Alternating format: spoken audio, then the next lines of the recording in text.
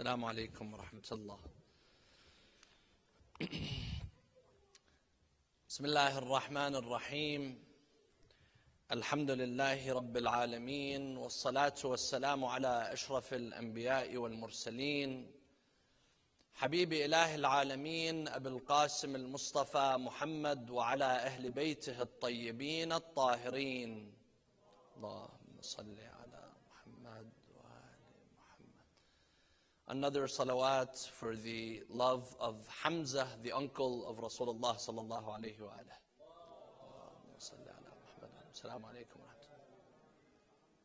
A third salawat for the love of Rasulullah sallallahu alayhi wa alihi and his holy household.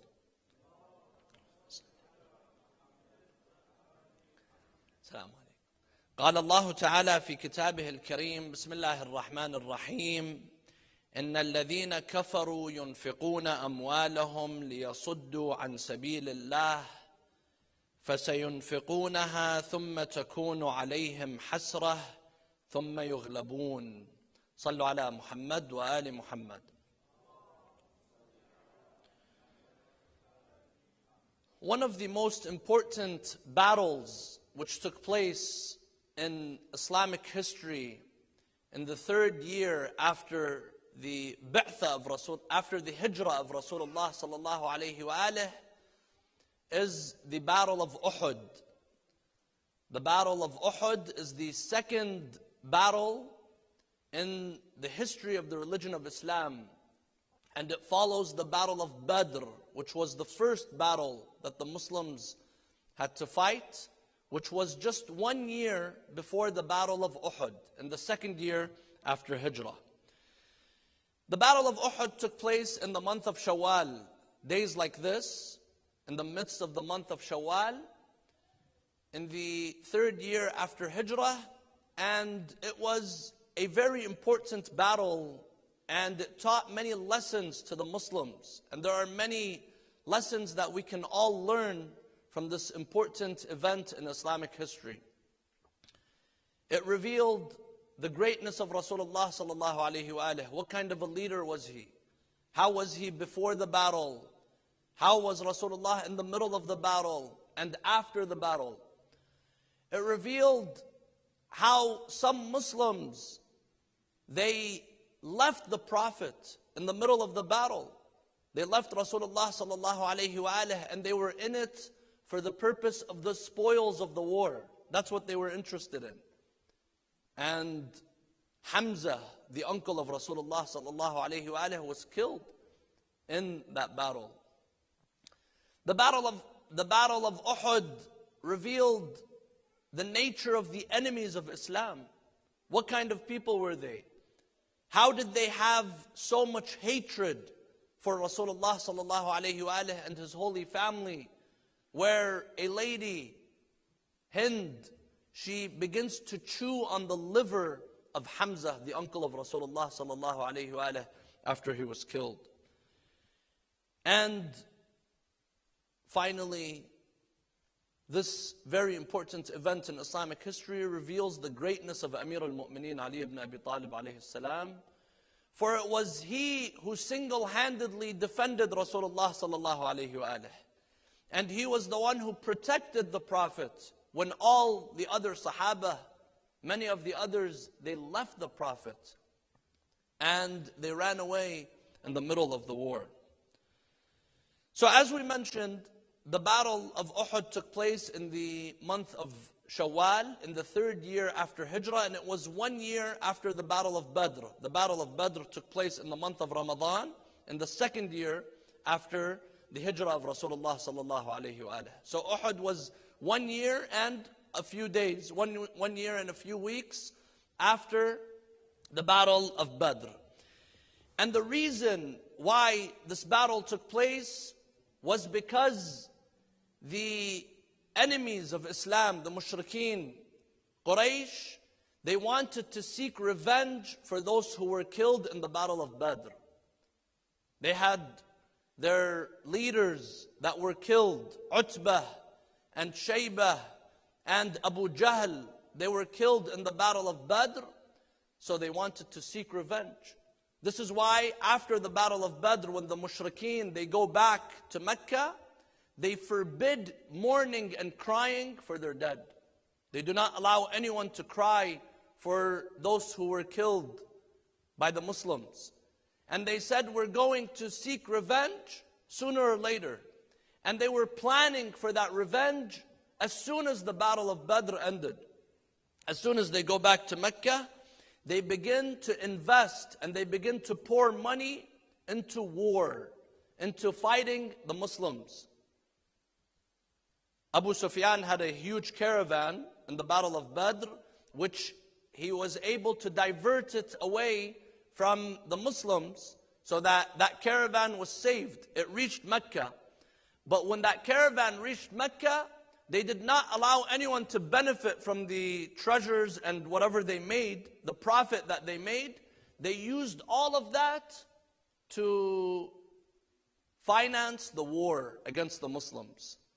They say 50,000 dinars were spent in order to prepare for the Battle of Uhud, in order to prepare for a war against the Muslims.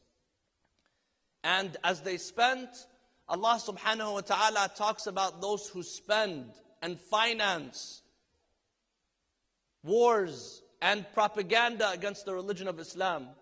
Allah subhanahu wa ta'ala says, إِنَّ الَّذِينَ كَفَرُوا يُنْفِقُونَ أَمْوَالَهُمْ لِيَصُدُّوا عَنْ سَبِيلِ اللَّهِ. Those who have kufr, those who do not believe, they spend their money to bring people away from God. لِيَصُدُّوا عَنْ سَبِيلِ اللَّهِ فَسَيَنْفِقُونَهَا ثُمَّ تَكُونُ عَلَيْهِمْ حَسْرَةٌ. They spend it, then it becomes a source of regret for them. ثُمَّ يُغْلَبُونَ. And then they will be defeated. And this is exactly what happened. Now yes, the kuffar, perhaps they defeated the Muslims in the battle, but they lost the war against Rasulullah sallallahu alayhi wa sallam. Ultimately, Rasulullah was able to conquer Mecca. And Rasulullah sallallahu alayhi wa sallam was the one who was victorious in his mission. Rasulullah's mission was the successful mission, where he was able to transform all of Arabia from a hub of idol worship to a hub of tawheed and belief in Allah subhanahu wa ta'ala. And this verse is a lesson for all of those who spend their money to bring people away from Allah subhanahu wa ta'ala. A few years ago, there was an article and a study that came out by CARE, the organization that, defends Muslims. They said that in between 2008 and 2013, over $206 million were spent in Islamic propaganda, in anti-Islam propaganda. So the Islamophobia, it's an industry. It's not just fear that some people have. There are people, there are powers, there are governments, there are organizations that are financing this Islamophobia. There are groups that are financing this hatred and attack on Islam and Muslims. And until we see it today. We see it today. Either through the propaganda, it's being financed, or through the bombs and the missiles and the war and the airplanes that are bombing Muslims and innocent people. It's being financed, but Allah subhanahu wa ta'ala says clearly to them, إِنَّ الَّذِينَ كَفَرُوا يُنْفِقُونَ أَمْوَالَهُمْ لِيَصُدُّوا عَنْ سَبِيلِ اللَّهِ. They spend their money to bring people away from God. However, ثُمَّ تَكُونُ عَلَيْهِمْ حَسْرَةٌ ثُمَّ يُغْلَبُونَ. But it will be a source of regret for them, and they will ultimately be defeated. So this verse was revealed in this occasion, when they were spending their money to finance for a war against the Muslims. So the mushrikeen in Mecca, they prepared an army of over 3,000 men. And the leader of this army was Abu Sufyan. Now Abu Sufyan in the Battle of Badr, he didn't have that much of a leadership role, because there were others who were older than him, who were higher above in the hierarchy. Utbah and Shaybah and Abu Jahl and others. But they were killed. So Abu Sufyan, now he becomes the leader. Abu Sufyan and his wife, Hind, Akilatul Akbad. Hind, the lady who ate the liver, who chewed on the liver of Hamza, and several others.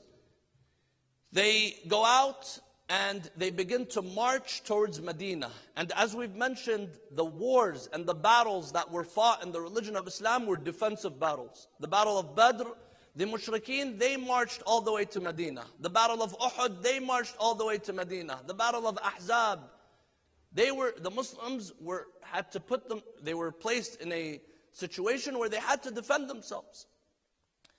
So they march and they pass a village between Mecca and Medina by the name of Al-Abwa. Al-Abwa is where the mother of Rasulullah sallallahu alayhi wa alayhi is buried. Amina bint Wahab, she's buried in Al-Abwa. She died when Rasulullah was 6 years old, and she was buried there. So Hind, the mother of Muawiyah, the wife of Abu Sufyan, she says, let's exhume the body of Amina bint Wahab, the mother of Rasulullah, so that we will put him in a difficult situation, and we're going to make Rasulullah be nervous, and he's going to have to pay money to take back her body. Abu Sufyan, he liked the idea. He goes and he asks his others, the generals in the army. They say, no, let's not do that, because then they will also do the same with us, and it's going to be very messy. So this just shows you what kind of a person she was, and what kind of a person the enemies of Islam were at that time and until today. Until today. Today, propaganda tries to show, some try to reveal that Islam is a violent, and the Muslims are those who are against humanity and do not respect human rights. But if you look at history from day one until today, you see that it is the enemies of Islam who are those who humanity stripped away from them. Just today, the New York Times, they posted an article with over 64 pictures of children that were killed. Children that were killed in this war a few days ago. So who is the one that does not have humanity? Who is the one that does not care for human life and the lives of innocents? Anyways, they march and they get closer to Medina. As they get closer to Medina, they stop in a place by the name of Dhul Hulayfa, in the outskirts of Medina. And the Muslims, they knew that the army was going to be marching towards them, because Abbas, the uncle of Rasulullah sallallahu alayhi wa alayhi, he was in Mecca, but he had sent a letter to Rasulullah informing him of what's happening. And more importantly, Jibreel is on the side of Rasulullah sallallahu alayhi wa alayhi. He's telling him everything that's happening second by second, minute by minute, and hour by hour. So Rasulullah sallallahu alayhi wa alayhi knew everything. But when the news came to him, telling him that the mushrikeen are very close, Rasulullah, he tells them, be calm. And he does not announce the message, because there were individuals from within the Muslim community that were just causing chaos. And there were some who were hypocrites. So Rasulullah sallallahu alayhi wa alayhi did not want anyone to take advantage of this and make the Muslim army, make the Muslims look weak at that time. However, once it became clear that the army of Quraysh was outside of Medina, and they're very close to Medina, Rasulullah sallallahu alayhi wa alayhi gathered the Muslims, and he tells them, the enemy is nearby. And they're here to seek vengeance. They're here to fight. They want to kill us. So what do you suggest we do? Do you suggest we go out and face them face to face in the battle? Or do you suggest we stay in the city and fortify ourselves and allow them to enter into the city, and then we will surprise them and we will be able to defend ourselves the same way the Muslims did in the battle of the ditch, in the battle of Ahzab? Now here, Rasulullah sallallahu alayhi wa alayhi, his personal opinion was that we stay in the city. The Muslims stay in the city, they fortify the city, and they will have the advantage because they're not out in the middle of the desert. They're not out in the middle, of the battlefield. But this issue, Rasulullah sallallahu alayhi wa alayhi, he left it up to the Muslims. There were some issues that Rasulullah sallallahu alayhi wa alihi would order them. This is something that you have to do. God has ordered us to do such and such. And there were other issues, thank you Habib, and there were other issues that Rasulullah left it up to them. And this shows the leadership of Rasulullah sallallahu alayhi wa alihi. He's putting these people and their lives in danger. So now you have a say. وَأَمْرُهُمْ شُورَى بَيْنَهُمْ. It's a matter of counsel. So he asks them, what do you want to do? The Muslims, they say, we will go out and face them in the middle of the battle, and we will fight them face to face. Now Rasulullah, his own personal opinion was that let's stay in Medina and fortify ourselves. But they insisted. The Muslims, they insisted. And here Allah subhanahu wa ta'ala describes this in the Quran. And there were many verses that were revealed with regards to the events that were taking place. This is one of them. فَبِمَا رَحْمَةٍ مِّنَ اللَّهِ لِنْتَ لَهُمْ وَلَوْ كُنْتَ فَضًّا غَلِيظَ الْقَلْبِ لَنْفَضُّوا مِنْ حَوْلِكَ. It is out of the mercy of God that you became soft and compassionate with them. If you were rude, if you did not tolerate them, no one would be around you. And then فَعْفُ عَنْهُمْ وَاسْتَغْفِرْ لَهُمْ وَشَاوِرْهُمْ فِي الْأَمْرِ. Here, وَشَاوِرْهُمْ, meaning let there be mashwara, let there be counsel. Now there are certain issues that the Prophet cannot have counsel with. For example, with regards to leadership. Can they come and decide who's the leader after Rasulullah sallallahu alayhi wa alayhi? Can they decide who's the representative of God? No. That issue, that's an issue up to Allah subhanahu wa ta'ala. However, other issues that have to do with people, they have the right to decide and counsel.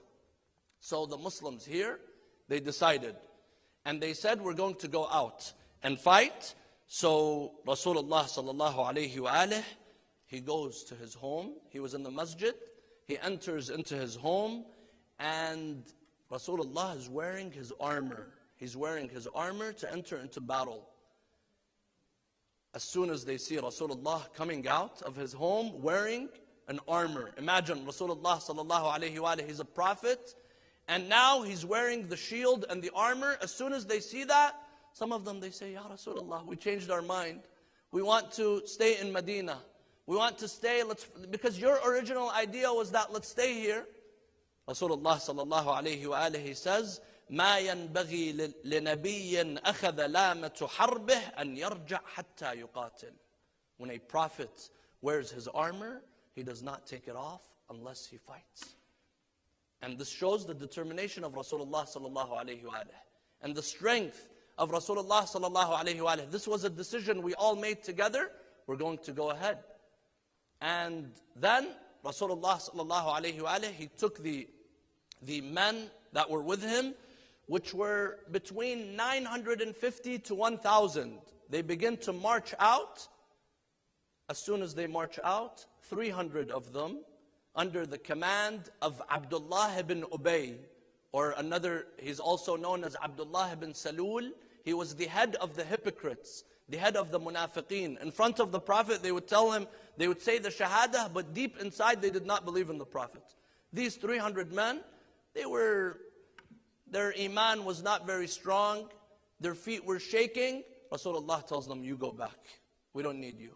So 300 men were sent back to Medina. Now Rasulullah is marching to Uhud with 650 to 700 men. And the enemies, they have 3,000 to 5,000, according to some reports, 3,000 to 5,000. Rasulullah sallallahu alayhi wa alayhi reached the mountain of Uhud. If any of you have gone to Medina, you see that there is a big mountain.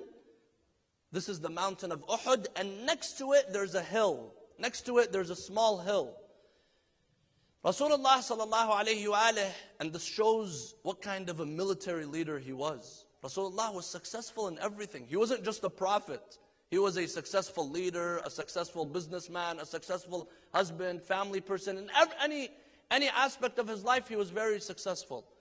He goes and he places the Muslims where the mountain, the big mountain is behind them, and that hill, that small hill, that you could see it until today, it was to the left of the Muslims. And he places 50 archers. He tells them, you are on top of the hill to protect the Muslims from behind them, and the big mountain is behind them.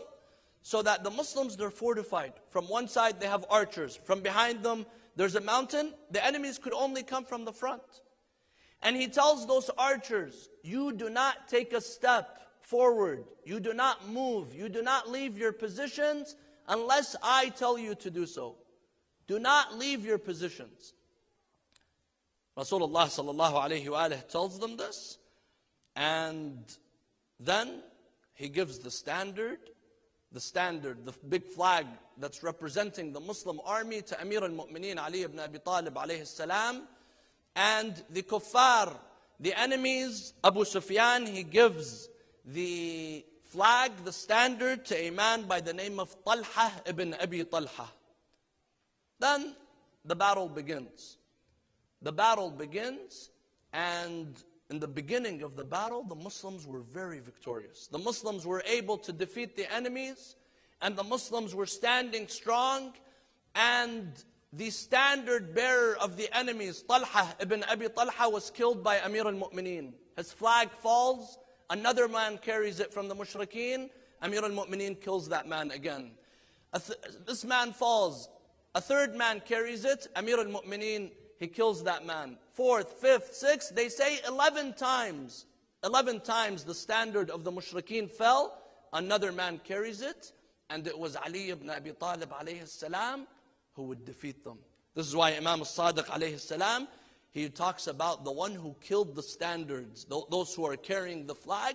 He says that was Ali ibn Abi Talib. That was the fighting and the defense of Amir al-Mu'mineen Ali ibn Abi Talib on the day of Uhud. Now the Muslims it was coming to an end. The battle was coming to an end. The Muslims were strong, they were victorious, until some of those Muslims, those who were on that small hill, they decided to come down, rushing to take the spoils of war. And this is, you see, one group of people, they become weak. One group of people, they don't obey the orders of Rasulullah sallallahu alayhi wa alayhi, and as a result, everyone has to suffer. Everyone has to pay the price. These individuals, some of those 50, they came down and they go to take the spoils of the war. Then the Muslims were left defenseless. The Muslims have no one to defend them from behind. There's no archers. So Khalid ibn al-Walid, who goes around the mountain, and he comes and he begins to attack the Muslims from behind. He begins to attack the Muslims from behind them. So they're being attacked from the front and from behind. And some of them, they were not even in the mood to fight anymore. They were just looking at the spoils. Suddenly they see the angel of death comes to them. Suddenly they see the enemies are right behind them and in front of them. They began to run away. Some of those Muslims, they began to run away in the battle. And Rasulullah sallallahu alayhi wa alayhi is calling them by their name. O Fulan, O Fulan, O Fulan, come back, come back, where are you going? The battle is still there. They left Rasulullah in the middle of the battlefield. And today, some, they come and they try to draw an image that the Sahaba, the companions, they're all so great. They're all infallible. They're all immune from any criticism. But the fact of the matter is that the Sahaba were not all at one level. There were some who stood strong defending the Prophet, and there were others that ran away. There were others that turned around. And the Quran talks about this. The Quran says, إِذْ تُصْعِدُونَ وَلَا تَلْوُونَ عَلَىٰ أَحَدٍ وَالرَّسُولُ يَدْعُوكُمْ فِي أُخْرَاكُمْ. You turn around and you don't even look back. While behind you is Rasulullah, he's calling you. Some of them, they left. And some of those who ran away, later on, they come and they take the position of Amir al-Mu'mineen, the leaders of the Muslims, those who are so pious. And this is not something that we are saying. Bukhari, which is known as the #1 source for Sunni Muslims, he says that Uthman ibn Affan, the man who becomes the 3rd Khalifa later on, he says that Uthman ibn Affan, he ran away. And some of them, they ran away, they came back an hour later. Some of them came back 2 hours later. This man ran and he didn't come back until 3 days later. 3 days later, he didn't come back. Even when Rasulullah saw him, he started laughing. He tells him, لَقَدْ ذَهَبْتَ بِهَا عَرِيضًا. What happened? You know, others, they ran away for a short while and they came back. But you went for 3 days and you didn't come back. Now they come and they try to add the hadith that, yes, Rasulullah forgave him for all of that. And it's inserted in there, but they come and they try to say that this was one of the sins, because running away from war, this is a crime. Any army today, if someone runs away in the battle while Rasulullah is being attacked, this is a crime. What would they call this person? A traitor. So anyways, Rasulullah sallallahu alayhi wa alihi was attacked, and there was no one to defend him other than a handful of people. And Rasulullah began to bleed, and his teeth, they were struck. He was struck in his face, and there was no one to defend him other than Amir al-Mu'mineen, Ali ibn Abi Talib alayhi salam. Amir al-Mu'mineen was there for him to defend him. And of course, there was a man by the name of Wahshi. This man was a slave owned by Hind, the wife of Abu Sufyan. She tells him, I will free you if you kill one of these three.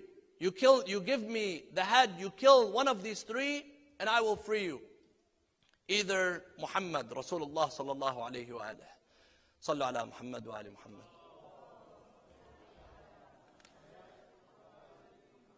Or Ali ibn Abi Talib, because Ali ibn Abi Talib was the one who killed her father and her brother in the battle of Badr. Or Hamza, the uncle of Rasulullah sallallahu alayhi wa alihi. Wahshi, he goes and he sees that Rasulullah, he can't kill Rasulullah sallallahu alayhi wa alihi. It's too difficult for him. Imam Ali is everywhere in the battle, but he sees that Amir al-Mu'mineen is too strong, and Amir al-Mu'mineen always has his eyes on him. So he leaves Ali ibn Abi Talib. He goes and he strikes Hamza, the uncle of Rasulullah, in his back in the middle of the battle, and he kills Hamza. And Rasulullah sallallahu alayhi wa alihi was injured. There, Rasulullah was left all alone. In the middle of the battle, Rasulullah is the leader. The Muslims have ran away, and he's left all alone, except Ali ibn Abi Talib. A group of people, they come and they attack the Prophet. He tells them, Ya Ali, ikshifha anni. Oh Ali, remove them from me. Oh Ali, save me here. Oh Ali, here. And Amir al-Mu'mineen is circling around Rasulullah like a fly circling around the light, defending Rasulullah sallallahu alayhi wa alihi until his sword breaks. Until his sword breaks. Rasulullah sallallahu alayhi wa alihi, he gives Ali ibn Abi Talib a sword.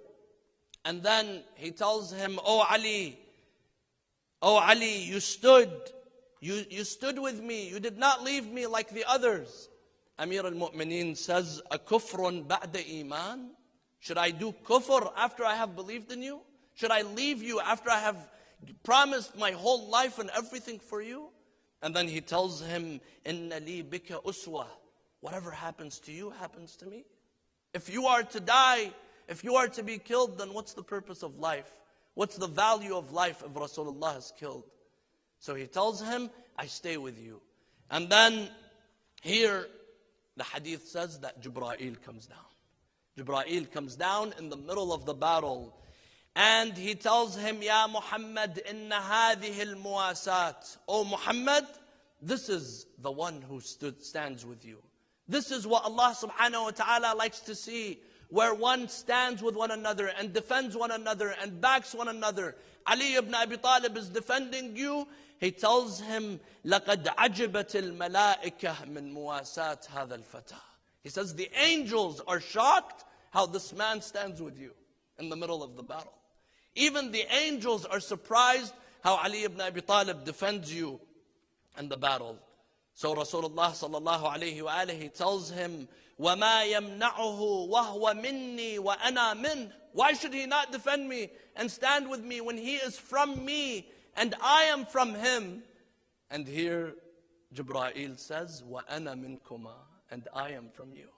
I am the third. I wish to be a part of you.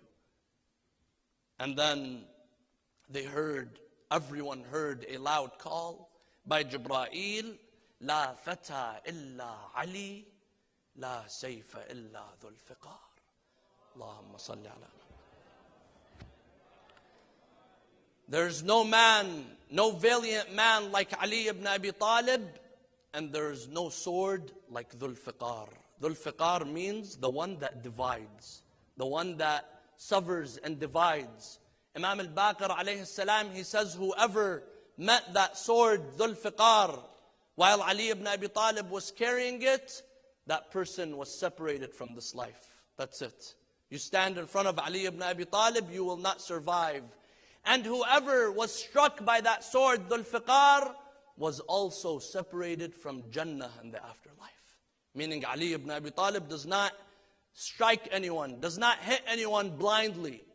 Amir al-Mu'mineen Ali ibn Abi Talib, when he would fight in the battle, he would be able to know if this person is a good person or a bad person before he strikes him. Because they say that Malik al-Ashtar, he was also a commander later on in the Battle of Siffin and other battles. He tells Amir al-Mu'mineen, how many people did you kill in the battle? For example, he says such and such. Malik says, I also had that same number. Malik was very brave. Malik was very strong.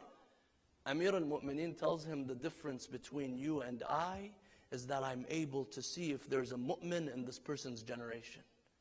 If there's a mu'min later on in this person's life, I will not hit him. I will not strike him, because there's a chance that light will emerge out of the darkness. That's the difference between you and I. So this is why Imam al-Baqir alayhi salam, he says, Dhul Fiqar, whoever was struck by Dhul Fiqar, this person does not go to heaven. And this person is a person who's separated from this life and separated from the afterlife.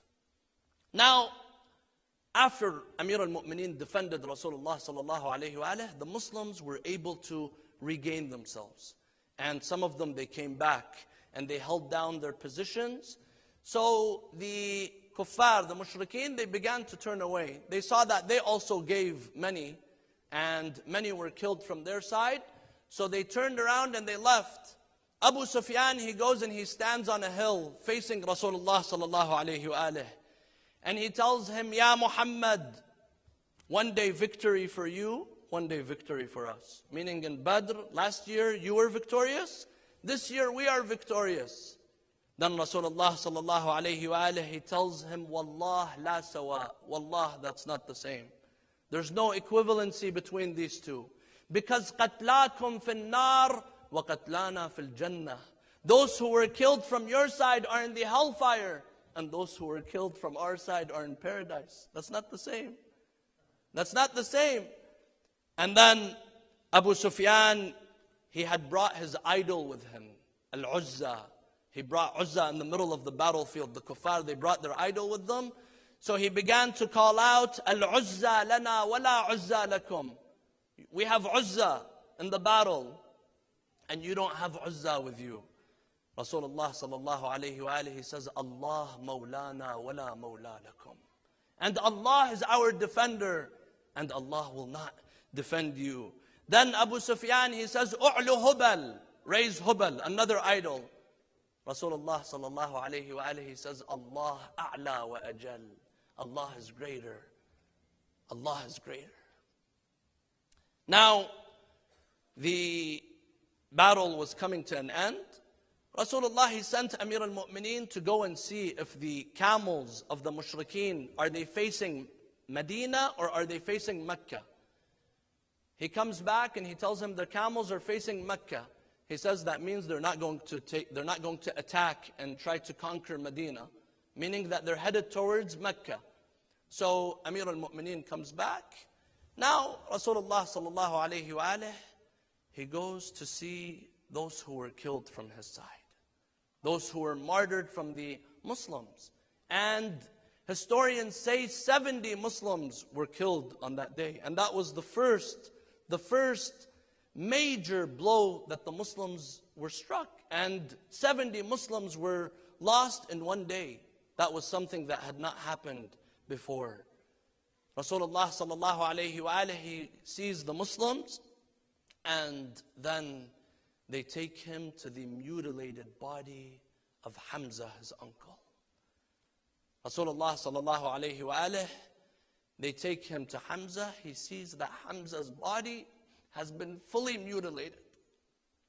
He sees that Hind, she goes and she cuts off the nose of Hamza and the ears of Hamza and the fingers and the toes of Hamza. And Rasulullah begins to cry. This is his uncle. This is the man who defended him. This is the man who was with him from day one. And he sees him in that state. And he heard that Hind, she made a necklace out of the fingers of Hamza. And she had cut up his body and mutilated it. And she began to chew at the liver of Hamza. And Hamza was left without any clothes in the battlefield. So Rasulullah sallallahu alayhi wa alihi began to cry. He does the salah, he does the prayer over the Muslims, those who were killed, and over Hamza, he places a kafan over him because Hamza was left without any clothes. He places a kafan over him and he leads the salah and they wash the body of Hamza. And Rasulullah sallallahu alayhi wa alihi, he buries Hamza. But before doing so, Atika, Safiya, the aunt of the Prophet, the sister of Hamza, she comes and she wants to see the body of her brother. Hamza was tall, so there was a piece of garment that was thrown on his body. But if they cover his feet, his face would show. They cover his face, his feet would show. So Rasulullah, he did not want his aunt to see how Hamza has been mutilated. What has happened to the body of Hamza? My dear brothers and sisters, Rasulullah sallallahu alayhi wa alihi could not handle seeing Hamza in that state. He goes to Medina and he sees that the ladies of the Muslims, they're crying for their shuhada, but there is no one crying for Hamza. So he tells them, why isn't anyone crying for Hamza? Hamza la bawakiya lah. Hamza does not have anyone crying for him. So the Muslims, all of them, their women, they would come in front of the Prophet and they would cry for Hamza. They would shed tears for Hamza to comfort the hearts of Rasulullah sallallahu alayhi wa alihi. Now, Rasulullah sallallahu alayhi wa alihi could not handle that happening to Hamza. And Hamza, his body was buried, his body was washed. There was a kafan placed on the body of Hamza. Hamza was not killed alone. Hamza, his family was with him. Ya Rasulullah, what would you do if you were in Karbala? To see what happened to your grandson, Imam al-Hussein alayhi salam, who had no one with him. He was thirsty. He was hungry. He was left without anyone to defend him, anyone to be there for him. If Rasulullah cried for Hamza, what would Rasulullah do if he had seen Zainab standing over the mutilated body of Imam al-Hussein alayhi salam? This is why the poet Al-Sharif al-Radhi, he says, Ya Rasul Allah, لو رسول الله يحيى بعده لقعد اليوم عليه للعزاء. If Rasulullah was alive today, Rasulullah would be crying for Imam al-Hussein alayhi salam. لا حول ولا قوة إلا بالله العلي العظيم. إنا لله وإنا إليه راجعون. نسألك اللهم وندعوك باسمك العظيم الأعظم الأعز الأجل الأكرم يا الله يا الله يا رحمن يا رحيم. My dear brothers and sisters, we'll push the dua for after. There's a skit, please wait, and the skit will begin shortly. صلوا على محمد وآل محمد.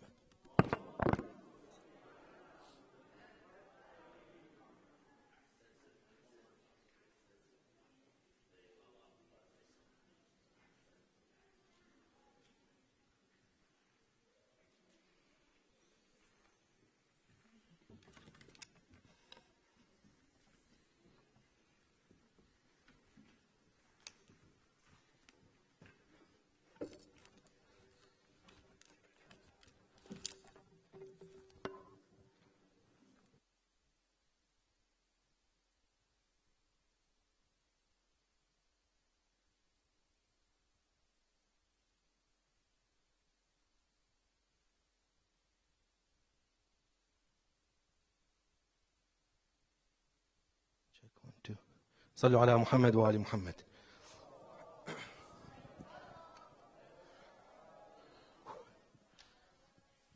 Lights off.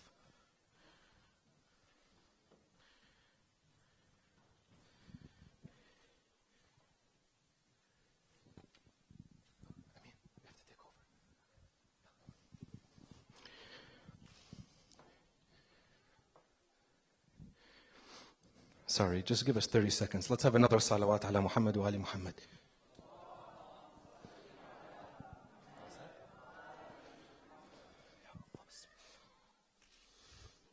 I need a flashlight.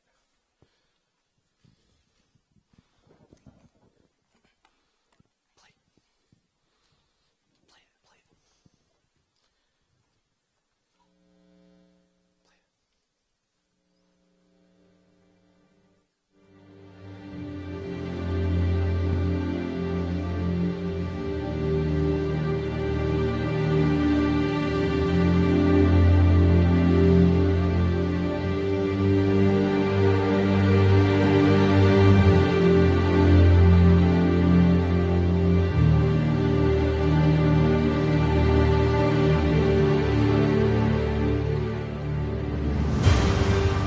The Battle of Uhud was one of the battles in which the future of Islam depended. The death of the bearers of the banners of the pagans of the army at the beginning of the battle had its important effect in raising the morale of the Muslims and breaking the morale of the pagans, who were 4 times more numerous than the Muslims. The bearers of the banners in the eyes of the warriors in those days were the leaders of the army. No one remained with me except Ali ibn Abi Talib and 13 other companions. My uncle Hamza was killed. My uncle Hamza was killed, and his body was mutilated. A hero, a martyr. It is clear that Ali's defense in this decisive hour was crucial. It was much more valuable than the defense of the 13 companions put together, who joined later on. I became the target of the pagans' attack.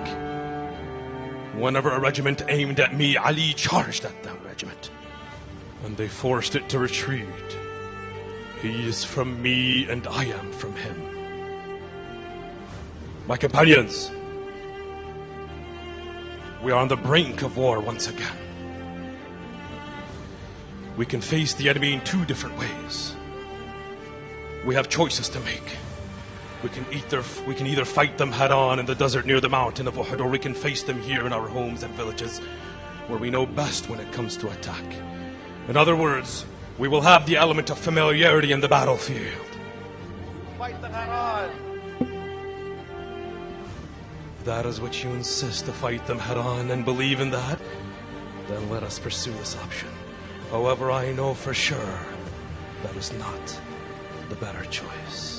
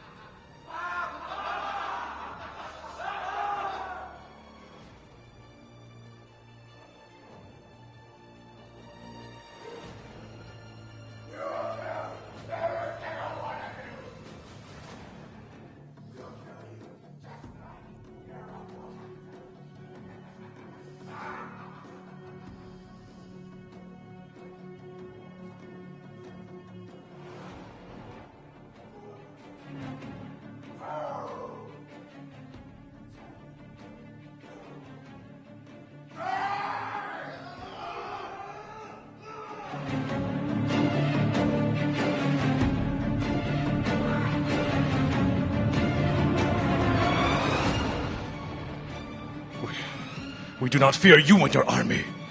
Power is given and taken from Allah subhanahu wa ta'ala the Almighty. He is my protector and the source of all energy. By the will of Allah subhanahu wa ta'ala. By the will of Allah subhanahu wa ta'ala, we will protect this religion from the likes of you and your men. I am not alone. Tell Abu Sufyan I am not alone.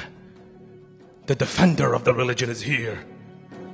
The flag bearer, my cousin and brother, Ali ibn Abi Talib.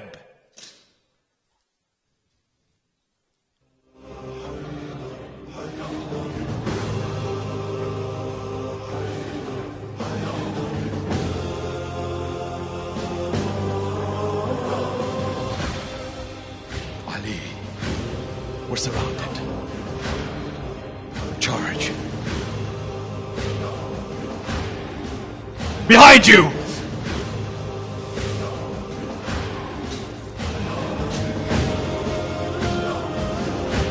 Get him!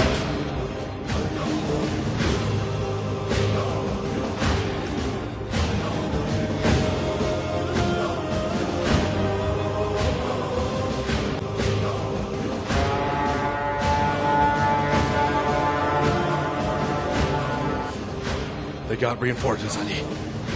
They have reinforcements. We have to fight.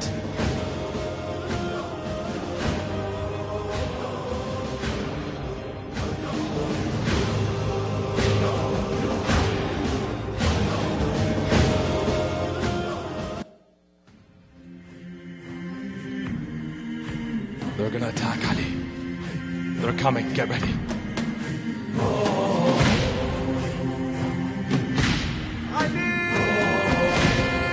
Now, Ali!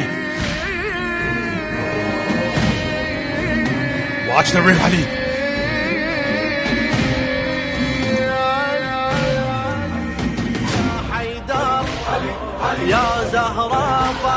Wait!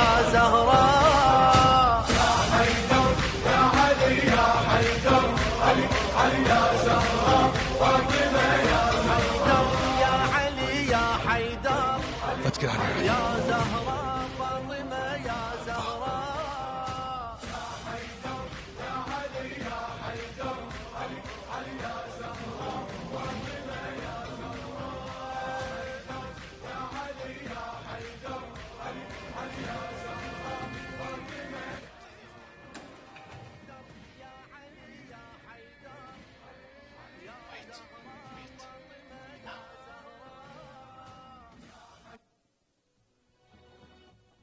Ali, where's the body? Where's the body of my uncle Hamza?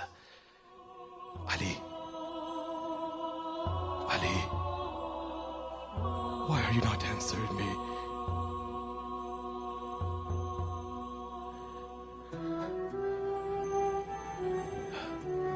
Ali.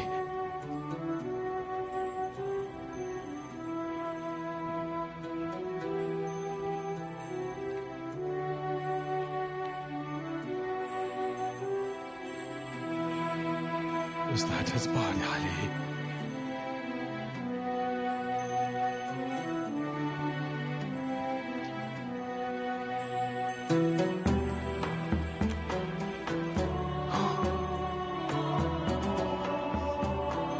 Oh,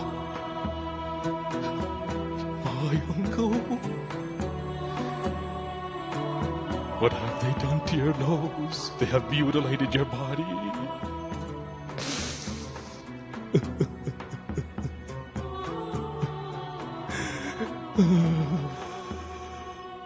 Hamza has been regarded as the lion of Allah. Cry for him, everyone. Cry. Cry for him, everyone. Why aren't you not crying? He has been regarded as the lion of Allah and the lion of his apostle in this heavens. The Mount of Uhud stands as evidence for Hamza's bravery. The master of martyr. Inna lillah wa inna ilayhi raji'un. صلوا على محمد وآل محمد.